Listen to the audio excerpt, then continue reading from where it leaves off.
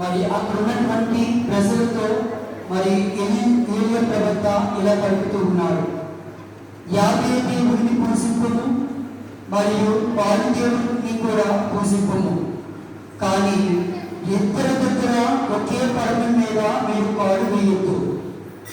ఎవరో ఒకరిని మాత్రమే మీరు పూజించండి, ఎవరిలో ఒకరిని మాత్రమే మీరు దేవుడి మీద ఆధారపడి జీవించండి అని అక్కడ ఉన్నటువంటి ప్రజలందరికీ కూడా ఈ ఏలియా ప్రవక్త తెలియజేసినప్పుడు ఏ ఒక్కరు కూడా పల్లెత్తి మాట అనరు. అటువంటి తరుణములో సమయములో మరి ఈ యొక్క ఏలియా ప్రవక్త 450 మంది పాడు ప్రవక్తలు, అంటే దేవుడంటే ఇష్టములైనటువంటి ప్రవక్తలు, ఈ జెజెబెలు రాణికి సంబంధించినటువంటి పాడు ప్రవక్తలు, అంటే ఈ ప్రవక్తలు అందరినీ కూడా ఈ యొక్క ఏలియా ప్రవక్త చంపివేస్తాడు. ఎప్పుడైతే ఈ ఏలియా ప్రవక్త వారందరినీ చంపివేస్తాడో ఈ ఆహాబు రాజు అయినటువంటి భార్య అయినటువంటి ఈ జెజెబెలు రాణి తన మీద కోపము తెచ్చుకుంటూ ఉంది. కోపము తెచ్చుకొని ఏ విధముగా అయితే ఇదిగో నా యొక్క 450 మంది మరి నా యొక్క ప్రవక్తలను నువ్వు చంపించావో, నీకు మరి నీ యొక్క జీవితాన్ని నాశనం చేయబోతూ ఉన్నాను, ఇక్కడ నుండి నీవు కూడా మరణదండకు కారకుడు అవుతావు అని మరి తను ఒక దూతను పంపించి మళ్ళీ వర్తమానాన్ని పంపించి ఏలియా ప్రవక్తతో శపథం చేస్తాది ఈ జెజెబెలు రాణి. అప్పుడు మరి ప్రియ దేవుని బిడ్డలారా, మరి తను వెళుతూ ఉంటాడు. తర్వాత మిగతా తను అందరినీ కూడా చంపివేసిన తర్వాత ఎప్పుడైతే ఈ వార్తను పంపిస్తాడో ఈ ఏలియా ప్రవక్త ఏం చేస్తాడు, ప్రాణభయము కొడుకు ఇక తన శ్వాస ఆగిపోతాడని తన యొక్క ప్రాణభయముతో తను పరుగులు తీస్తూ ఉంటాడు. ఎలాగైనా ప్రాణమును తగ్గించుకోవాలి అని పరుగులు తీస్తూ ఉంటాడు. అటువంటి సారాంశమే ఈనాటి మొదటి పట్టణంలో ప్రియ దేవుని బిడ్డలారా. అక్కడితో అయిపోలేదు, కానీ ప్రియ దేవుని బిడ్డలారా, ఎప్పుడైతే తన ప్రాణం కోసము పరుగులాడుతూ వెళుతూ ఉంటాడో తన యొక్క సేవకుని కూడా అతనితో పాటు తీసుకొని వెళుతూ ఉంటాడు. ఒక దగ్గర అతని సేవకుని విడిచిపెట్టి ఈ యొక్క ఏలియా ప్రవక్త అరణ్యమునకు వెళుతూ ఉంటాడు. ఆ అరణ్యమునకు వెళ్ళిన తర్వాత అక్కడ 40 రాత్రులు పగలు కూడా ఆ యోసేపు కొండను చేరుకొని అక్కడ ఉంటూ ఉంటాడు. అయితే ప్రియ దేవుని బిడ్డలారా, ఎందుకు ఏలియా ప్రవక్త తన యొక్క ప్రాణమును కాపాడదలుచుకున్నాడు, ఎందుకు జెజెబెలు రాణి తనకు చెప్పాలని అక్కడ చూస్తూ ఉందని మనము ఒకసారి ప్రశ్నించుకుంటే, తన యొక్క 400 ప్రవక్తలను చంపిన కారణముగా తనని చంపాలని ఇదిగో కోరుకు ఉంది. ఎప్పుడైతే కోరుకుందో నేను కూడా నేను మంచి చేశాను, నేను దేవుడి కోసం నేను ప్రాకులాడాను, ఇశ్రాయేలు మంచితనం కోసం నేను పాటుపడ్డాను, కానీ నాకు మరి తిరిగి ఉన్నది, నాకు చెడే నా ముందు ఉంది, నాకు వేరొక దారి లేదు అనుకొని తాను బాధపడుతూ ఉన్నాడు. అయితే ఆహాబు రాజు ఇశ్రాయేలు ప్రజలను పరిపాలిస్తున్నటువంటి ఆహాబు రాజు అంటూ ఉంటాడు, ఇదిగో ఎవరు నాకు సపోర్ట్ చేయకపోయినా, నా పక్షాన లేకపోయినా దేవుడి తర్వాత ఆహాబు రాజు కూడా నా పక్షాన ఉంటాడు అని అనుకున్నాడు. కానీ ఆహాబు రాజు జెజెబెలు రాణిని మరి పెళ్లి చేసుకున్న కారణంగా తన భార్య అయినందువలన తను మరి ఏలియా ప్రవక్తకు సపోర్ట్ చేయలేకపోయాడు, తనతో సంతానం చేయలేకపోయాడు. తర్వాత ఏం చేస్తూ ఉన్నాడంటే, ఇదిగో మరి తన భార్య ఏం చెప్తుందో అదే ఆహాబు రాజు విన్నాడు. ఎలాగైనా మరి ప్రాణము తగ్గించుకోవాలని పరుగులు తీసుకున్న సమయంలో నిరసించిపోతూ ఉన్నాడు, తపనతో ఉన్నాడు, అలసిపోయాడు, సొమ్మసిల్లిపోయాడు. చివరికి ప్రాణమును కోల్పోతానన్న స్థితిలో ఆ అయోమయంలో పడిపోయాడు ఏలియా ప్రవక్త. అప్పుడు దేవుడికి ప్రార్థన చేస్తూ ఉన్నాడు. అదేంటో చూద్దాం. 2 రాజుల గ్రంథము 19వ అధ్యాయము 4వ వచనం చదవండి.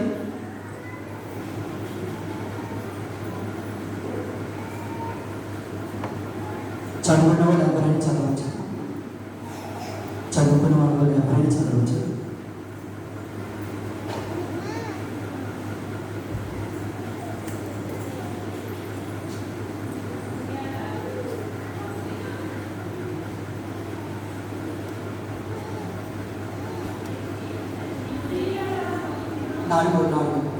నాలుగో వచ్చింది.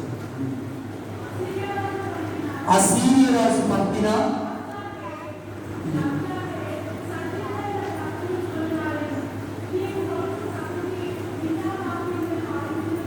అది కాదు, ఈరోజు పట్టణంలో 4వ వచనం చదవండి. తానొక్కడే అరణ్యమున ప్రయాణము సాగించెను. ఆ అడవిలో రేగు చెట్టు కింద కూర్చుంది ప్రాణము ప్రభు ఈ బాధునిక చాలు. ఎలా ప్రార్థన చేస్తారో వినండి ఇట్లా, ప్రభు ఈ బాధునిక చాలు, నా ప్రాణములను తీసుకొనుము, మా పూర్వుల వలె నేనును జీవమును విడిచెదను. Praise the lord, praise the lord, praise the lord. చూడండి బిడ్డలారా, ప్రాణము కోసం తప్పిస్తూ ఉన్నారు. ఓ ప్రభువా, ఇక చాలు, నా ప్రాణమును తీసుకొనుము, ఈ బాధ నేను భరించలేను, ఇక నాకు జీవితము నాకు వద్దు. మా పూర్వులు ఎలాగైతే చనిపోయారో వారి వలె నేను కూడా మరణిస్తాను ప్రభువా అని ప్రార్థన చేసినప్పుడు, ఎవరు లేని స్థితిలో కూడా తను ప్రార్థన చేసినప్పుడు అప్పుడు యాభై ప్రభు ఏం చేస్తున్నాడు? తను నడుస్తున్న సమయంలో ఇంకా 7వ పండుగ ఇంకా చేరుకోలేదు ప్రియులారా. మరి ఆ సమయంలో తను దేవదూతలను పంపి ప్రియులారా మరి రొట్టెను ఆహారముగా తనకి ప్రసాదిస్తూ ఉన్నాడు. అప్పుడు తను భుజిస్తూ శక్తిని, ఆత్మవిశ్వాసాన్ని, బలాన్ని పొందుకుంటూ ఉన్నాడు. ప్రియ ప్రియులారా, ఈనాడు దీంట్లో ఉన్నటువంటి సారాంశం ఏమిటంటే, దేవుడు ప్రతి ఒక్కరికి కూడా మరి జీవితాన్ని ఇచ్చాడు. జీవితం దేవుడిచ్చినటువంటి గొప్ప వరం. అది నీవు కానీ నేను కానీ మరెవ్వరు కూడా ఒక వ్యక్తి నుండి తీసివేయలేదు. దేవుడే ఇచ్చాడు. దేవుడే తనకి ఇష్టం వచ్చిన సమయంలో మన యొక్క ప్రాణమును, మన యొక్క శ్వాసను, మన యొక్క జీవితాన్ని తనే తీసుకుంటాడు. ప్రియ దేవుడి బిడ్డలారా, అది ఎవరికి కూడా సాధ్యపడదు. దేవుడి యొక్క ఆశీర్వాదములు, దేవుడి యొక్క శక్తి సామర్థ్యములు, ఇదిగో ఆయన యొక్క అపారమైనటువంటి కృపావరములు ఉన్నట్లయితే ఏ శక్తి కానీ ఎవరు కానీ మనకి ఏమీ మన యొక్క ప్రాణానికి ఇదిగో ఆని కలపలేదు. మరి ఏలియా ప్రవర్త జీవితములో అదే జరిగింది. ఇదిగో నేను చనిపోవాలి, నేను చనిపోతాను ప్రభువా, నేను భరించలేని ఈ బాధను, నేను ఎందుకు ఇంకా ఎన్ని రోజులు నేను ఈ యొక్క వేదనను నేను భరించాలి, మా పూర్వుల వల్లే, మా బంధువుల వల్లే నేను చనిపోతాను అని తాను వెనుక పొందుతూ ప్రభునికి ప్రార్థన చేస్తూ ఉన్నాడు. కానీ ప్రభువు మాత్రము, యాభై ప్రభు మాత్రము తన ప్రాణమును తీయలేదు. కానీ ఏం చేస్తున్నాడు? ప్రాణాన్ని నిలబెడుతూ ఉన్నాడు. Praise the lord, praise the lord, praise the lord. ఇదే సారాంశాన్ని మన అనుదిన జీవితంలో మనము తీసుకుంటే ప్రియమిత్రులారా, మన కుటుంబంలో, మన వ్యక్తిగత జీవితంలో కష్టాలు వచ్చినప్పుడు, బాధలు వచ్చినప్పుడు, కన్నీటి వికట శోధనలు ఎదురైనప్పుడు మనమును కూడా మరి చింతన వచ్చినగా మనం మారిపోతూ ఉంటాము. నాకు ఈ జీవితం వద్దు, నా కుటుంబంలో ఎన్నో ఆర్థిక పరిస్థితులు ఉన్నాయి, నా బిడ్డలను నేను చదివించలేకపోతూ ఉన్నాను, నేను అప్పుల పాలైపోయాను, ఇదిగో ఆ విధంగా నేను సంతోషంగా లేకుంటూ ఉన్నాను, ఎందుకు నా జీవితము అని ఎందరో తల్లిదండ్రులు వేడుస్తున్నటువంటి కుటుంబాలను సమాజంలో, సంఘంలో మనం చూస్తూ ఉన్నాము ప్రియమిత్రులారా. కానీ ప్రభు మాత్రం ఒకటి చెబుతున్నాడు, ఇదిగో నీకు కష్టం వచ్చినప్పుడు, బాధలు వచ్చినప్పుడు ఆత్మవిశ్వాసాన్ని పెంపొందించుకోవాలంటూ ఉన్నాడు. ఆత్మవిశ్వాసం ఎప్పుడైతే మనము మన యొక్క జీవితంలో, హృదయంలో పెంపొందించుకుంటామో, ధైర్యముగా నిలబడి మనము ఆ కష్టాల బారి నుండి మనము బయటపడగలుగుతాం. ప్రియమిత్రులారా, ఒక ఉదాహరణ, మనము గోతిలో పడినప్పుడు లేదా దారిలో నడుస్తూ ఉన్నప్పుడు పడిపోయినప్పుడు ఎవరో వచ్చి నా చెయ్యిని పెట్టుకొని నన్ను లేపుతారు అనే వారి కోసం మనం చూడకూడదు. ప్రియమిత్రులారా, నీకు ఓపిక ఉన్నంత వరకు అది కష్టము కావచ్చు, బాధ కావచ్చు, కన్నీటి కావచ్చు, నువ్వు గోతిలో పడవచ్చు, నువ్వు క్రింద పడవచ్చు, నువ్వు లేవలేని స్థితిలో ఉండొచ్చు. నువ్వు ఓపికను తెచ్చుకోమంటూ ఉన్నాడు, బలాన్ని తెచ్చుకోమంటూ ఉన్నాడు, ఇదిగో ఆత్మ విశ్వాసాన్ని పెంపొందించుకోమంటూ ఉన్నాడు, లేవడానికి ప్రయత్నించమంటున్నాడు, లెగిసి నడవడానికి ప్రయత్నించమంటూ ఉన్నాడు, ఒక అడుగు ముందుకు వేయడానికి ప్రయత్నించమంటూ ఉన్నాడు. అప్పుడు జీవితంలో ఉన్నటువంటి పరమార్థమును మనము గ్రహించగలమని ప్రభువు తెలియజేస్తూ ఉన్నాడు. కాలుకి ముందు గుచ్చుకున్నప్పుడు ఎవరో వచ్చి తీస్తారు అని ఉన్నంత వరకు ఉంచితే అది సెప్టిక్ అవుతూ ఉంటుంది. నీ కాలుకి ముందు గుచ్చుకున్నప్పుడు నువ్వు తీసుకొని ఏ విధముగా నడుస్తూ ఉంటావో ఆ విధముగా మన అనుభవ జీవితంలో కష్టాలు వచ్చినప్పుడు, బాధలు వచ్చినప్పుడు, వికట్లు ఆర్థిక పరిస్థితులు వచ్చినప్పుడు కూడా మనము తట్టుకొని ముందుకు వెళ్ళడానికి మనం ప్రయత్నం చేసినప్పుడు మన జీవితానికి ఒక పరమార్థం ఉంటాయని మనకి వాక్య పట్టణాలు మనకి తెలియపరుస్తూ ఉన్నాయి. రెండవ పట్టణాన్ని పరిశీలించుదాం. ఈనాటి రెండవ పట్టణము ఎఫెసీయులకు రాసిన లేఖ 4వ అధ్యాయము 30 నుంచి 32 వచనములు, అలాగే 5వ అధ్యాయం 2వ వచనములో మనకి తెలియపరుస్తూ ఉన్నారు. కోపము, క్రోధము, అసూయ, గర్వము, తారతమ్యాలు అన్నీ కూడా తీసివేయండి. ఇదిగో స్వార్థమని ఇహలోకమైనటువంటి జీవితాన్ని విడనాడండి. ఇహలోకకరమైనటువంటి ఇదిగో జీవితం యొక్క ఆలోచనలను తీసివేయండి. అందరూ కూడా ఏ విధంగా అయితే నేను క్షమించి ఉన్నాను, అందరూ కూడా ప్రేమ, ఐక్యత, శాంతి, సమాధానములు, అభినత్వము అనే విశ్వాస పాత్రలో నడవండి. అందరూ ఒకే కుటుంబముగా, ఒక సంఘముగా కలిసి కట్టుకొని జీవిస్తూ అందరూ కలిసి ప్రార్థన చేయండి అని మనకి రెండవ పట్టణము ద్వారా క్రీస్తు భగవానుడు మనకి తెలియపరుస్తూ ఉన్నారు. ఈనాడు మన కుటుంబాలు ఏ విధంగా ఉన్నాయి? ఒకప్పుడు కుటుంబాలు కుటుంబ వ్యవస్థ ఒక మంచితనముగా నూనెగా ఫలించినటువంటి కుటుంబాలుగా ఉన్నాయి. ఇప్పుడున్న కుటుంబాలు చిన్న కుటుంబాలు అయిపోయినాయి. పెద్ద పెద్ద కుటుంబాల నుండి చిన్న చిన్న కుటుంబాలుగా విడిపోయి కుటుంబం యొక్క లక్షణాలను కోల్పోతూ ఈ లోకములో మనం జీవిస్తూ ఉన్నాము. ఒకప్పుడు సంఘం అంటే అందరూ కలిసి వచ్చి ప్రార్థన చేసుకునే వాళ్ళము, అందరూ కలిసి వచ్చి ఇదిగో ఒక్క మాటగా ఉండేవాళ్ళము. కానీ సంఘము మారింది. సంఘములో ఉన్న పెద్దలు మారుతూ ఉన్నారు, సంఘములో ఉన్న మనుషులు మారుతూ ఉన్నారు, సంఘములో ఉన్నటువంటి మనుషుల యొక్క నడవడికలు మారుతూనే ఉన్నాయి. ప్రియమిత్రులారా, కానీ ఈనాటి రెండవ పట్టణము ద్వారా ఇదిగో పౌలు గారి ద్వారా తెలియజేస్తున్నారు, అందరూ ఐక్యముగా ఉండండి, ఇదిగో శాంతి సమాధానంతో ఉండండి, ఒక కుటుంబముగా జీవించండి, ఈ లోకములో ఉన్నటువంటి ఆశలకు లోను కాకుండా ప్రేమ, క్షమాపణలతో, సోదర భావముతో జీవించండి అని తెలియజేస్తూ ఆ పవిత్రాత్మైనటువంటి దేవునికి ప్రార్థన చేయండి. ఆయనే మనకు ఇదిగో మరి విశ్వాసము, దృఢనమ్మకము, సాతత్వము ఇవన్నీ కూడా అనుకున్న జీవితంలో మనకు దయచేస్తారు అని రెండవ పట్టణము ద్వారా మరి క్రీస్తు భగవానుడు తెలియజేస్తూ ఉన్నారు. మరి సువిశేష పట్టణాన్ని పరిశీలించినట్లయితే ప్రియ దేవుని బిడ్డలారా, గత వారము నుండి కూడా 3 వారాల నుండి ఆహారం ఆహారం ఆహారం జీవాహారం కోసము మనకి తెలియపరుస్తూ ఉన్నాడు. నేనే జీవాహారము అని అంటూ ఉన్నారు పోయినవారు.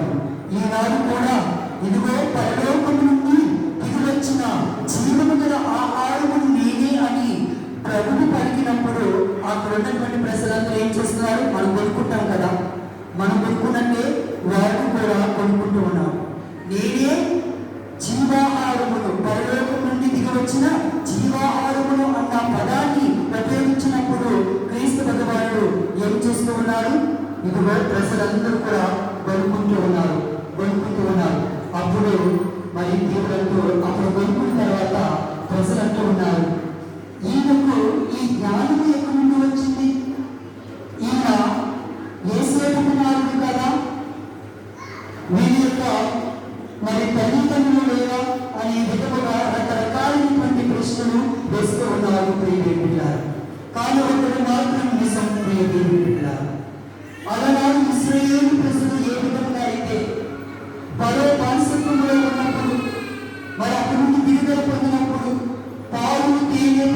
నుంచే కానాను ప్రదేశానికి వాగ్దాన భూమికి ఇశ్రాయేలు ప్రజలందరినీ కూడా నడిపిస్తానని మాట ఇచ్చినటువంటి విధముగా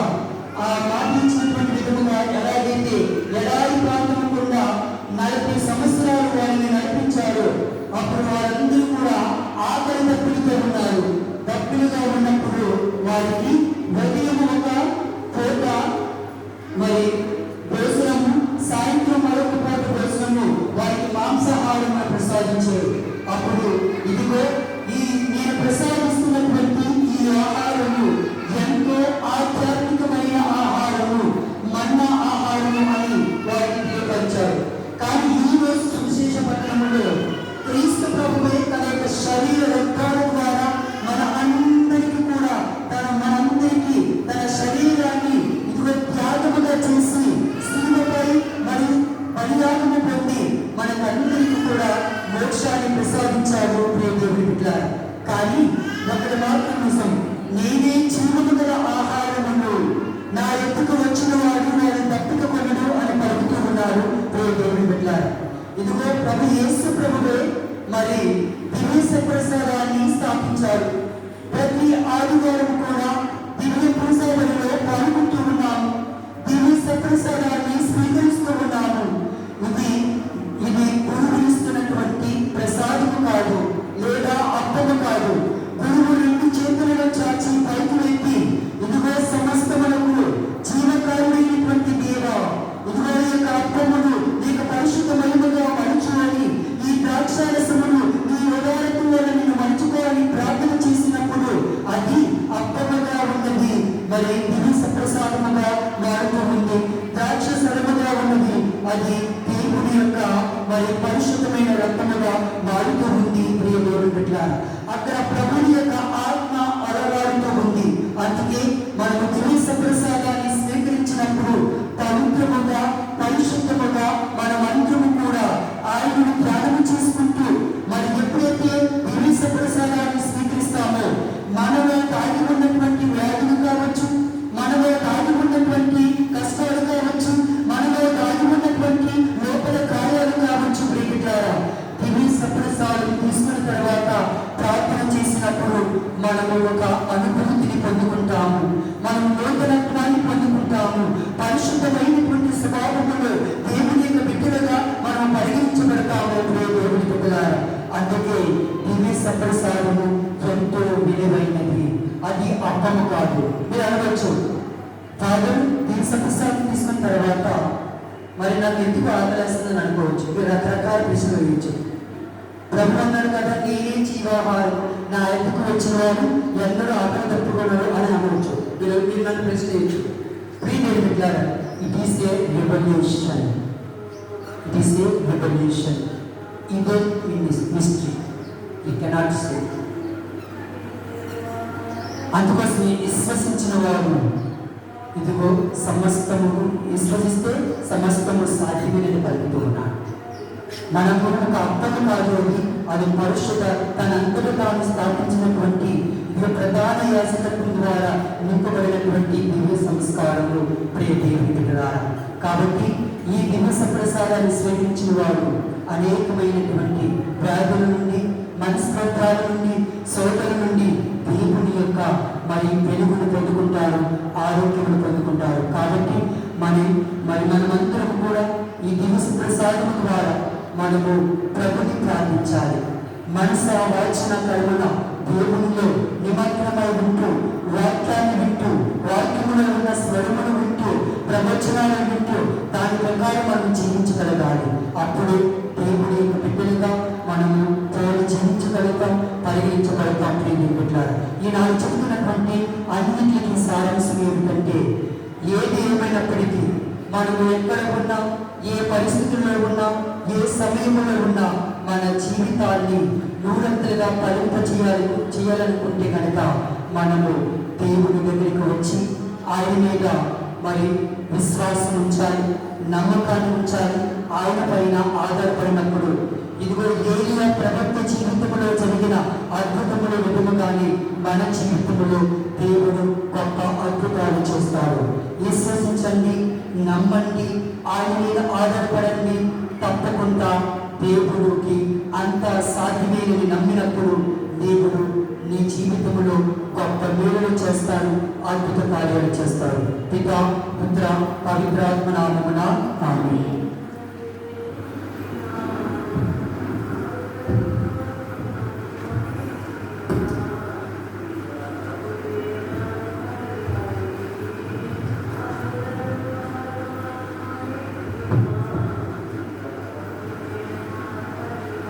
అందరూ కూడా నిలిచి మరి